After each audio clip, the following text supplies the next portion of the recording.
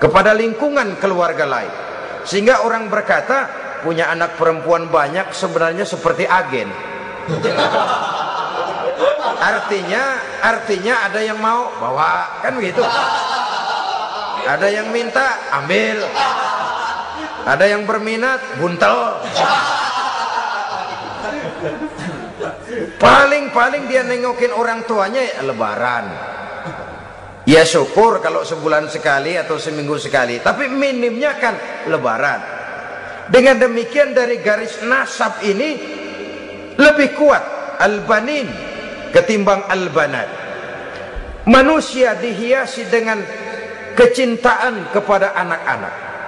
Sering karena terlalu cinta kepada anak, kita menjerumuskan anak. Terlalu sayang kepada anak, segala maunya kita perturutkan tanpa kendali dan kendala. Akhirnya sifat yang demikian itu malah mendorong anak untuk manja, tidak percaya kepada kemampuan yang dimilikinya, selalu mengandalkan kepada kebesaran, kemampuan daripada orang-orang yang dibanggakannya itu. Dan dalam kondisi demikian, kedewasaan dan tanggung jawabnya akan lambat berkembang. Maka Allah Subhanahu wa ta'ala memperingatkan bahwa harta dan anak bisa menjadi fitnah. Dalam ayat lain Allah juga memperingatkan, ya ayyuhalladzina amanu la tulhikum amwalukum wa auladukum an zikrillah. Wahai orang-orang yang beriman, jangan sampai hartamu dan anak-anakmu memalingkan kamu daripada mengingat Allah. Jangan sampai kesibukanmu kepada anak dan harta benda menyebabkan kamu sampai lupa mengingat Allah Subhanahu wa ta'ala. Berapa banyak manusia yang tenggelam dengan melupakan Allah, jauh dari agama, jauh dari tuntunan syariat, oleh karena disibukkan oleh persoalan anak dan persoalan harta benda. Maka satu-satunya jalan, jikalau kita tidak ingin anak kita sampai memalingkan kita daripada mengingat Allah, nilai-nilai keimanan harus ditanamkan kepada mereka sedini mungkin. Dengan bekal ini, maka mereka, anak-anak kita, insya Allah tidak akan membuat kita orang-orang tua ini berpaling daripada mengingat Allah, berpaling daripada kehidupan beragama. Memang karena anaklah kita orang tua peras keringat banting tulang, pergi pagi pulang sore cari nafkah. Karena anaklah kita orang tua, kepala jadi kaki, kaki jadi kepala. Asal mereka bisa menikmati hari depan yang lebih baik dari yang kita nikmati sekarang ini. Tapi berapa banyak juga orang-orang tua yang tidak sadar akan amanah berupa anak ini. Mereka lalai, mereka bersikap masa bodoh, padahal tidak akan ada yang tidak dipertanggungjawabkan di hadapan Allah Subhanahu wa ta'ala. Orang tua bisa mendapat pensiunan pahala kalau anaknya tumbuh menjadi anak yang soleh. Tetapi orang tua pun bisa saja masuk neraka karena anaknya menjadi anak yang kurang ajar dan orang tuanya sama sekali tidak pernah memberikan pendidikan yang sebagaimana mestinya. Saudara-saudara kaum muslimin rahimakumullah, kita tentu berharap memperoleh pensiunan pahala dan bukan mendapat tambahan dosa dari kekurang ajaran anak-anak kita akibat kita sebagai orang tuanya tidak pernah mau mendidik mereka.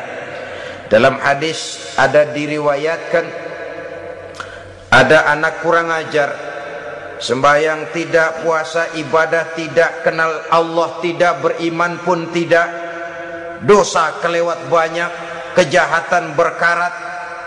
Di akhirat nanti disidang dia, ditanya, kamu kenal siapa Tuhanmu? Tidak. Kamu tahu siapa nabimu?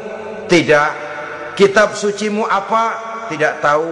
Kiblatmu di mana? Tidak ada. Kamu sholat? Tidak pernah. Kamu puasa? Tidak pernah. Wah, kalau begitu kamu rusak sekali, kamu neraka. anak ini mengajukan protes, saya menuntut keadilan. Benar saya tidak kenal siapa Tuhan saya tidak tahu apa kitab suci saya tidak pernah mendirikan sholat, tidak pernah melaksanakan puasa, pendeknya tidak ibadah dan tidak iman. Tapi semua itu terjadi sebab-sebabnya tidak lain karena orang tua saya tidak pernah mendidik dan mengajarkan saya. Orang tua saya tidak pernah mengarahkan saya ke jalan itu. Sampailah saya seperti keadaan yang sekarang ini. Orang tua saya enak-enakan ngaji, saya teler diantepin aja. Orang tua saya memegang kitab, saya megang botol. Dia tahu, dia diam saja. Dia tahu dan dia tidak memberikan peringatan. Karena orang tua saya lah, maka saya jadi seperti sekarang ini. Kalau saya harus masuk ke dalam neraka, saya menuntut keadilan agar orang tua saya juga ikut bersama saya gabung ke dalam neraka. Orang tuanya yang baik-baik dipanggil, sudah mau berangkat ke surga nih orang tua, dipanggil, "Ntar dulu mas, ini dulu." Mau kemana, kancang banget? Surga pak, nanti dulu urusan belum beres. Ini benar anakmu ini? Dilihat anaknya, iya anak saya ini.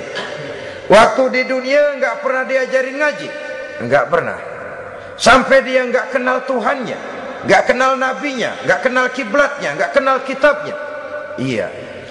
Dia sembahyang, kamu diam, dia nggak sholat, kamu diemin aja. Iya kali. Kenapa pakai kali? Yang benar ngomong. Ramadan dia nggak puasa, kamu nggak tegur, kamu diam saja. Iya. Wah, kamu nggak tanggung jawab. Kamu tahu anak itu adalah amanah. Menyia-nyiakan amanah adalah khianat. Khianat adalah dosa besar. Jadi bagaimana saya? Ya kamu gabung sama anakmu, join ke neraka berdua bareng.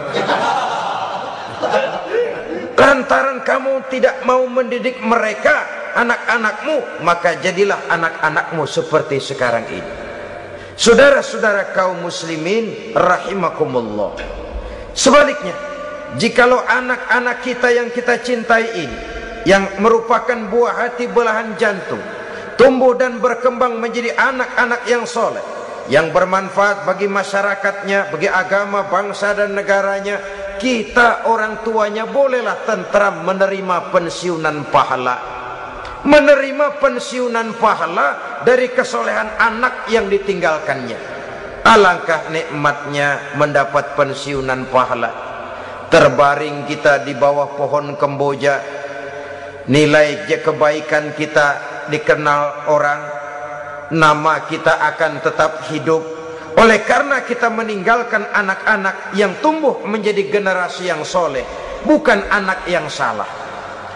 Oleh karenanya, kecintaan kepada anak jangan sampai membuat kita lalai dari mengarahkan mereka kepada kehidupan beragama. Di zaman sekarang ini, kecenderungan kita mengarahkan anak pun sudah kepada kecenderungan yang berbau materialistis. Maka yang ramai bagaimana anak bisa mengejar program MBA, Master of Business Administration, supaya keluar bisa jadi manajer. Bagaimana anak lalu kursus komputer, supaya keluar menjadi tenaga yang canggih di bidang komputer. Ya, kalau dia perempuan cantik, bagaimana dia bisa masuk akademi sekretaris and management, supaya bisa jadi sekretaris. Atau bagaimana dia bisa masuk sekolah nyanyi, supaya nanti jadi penyanyi dengan tarik suara, uang lalu mengalir ke dalam kocek jutaan nilainya.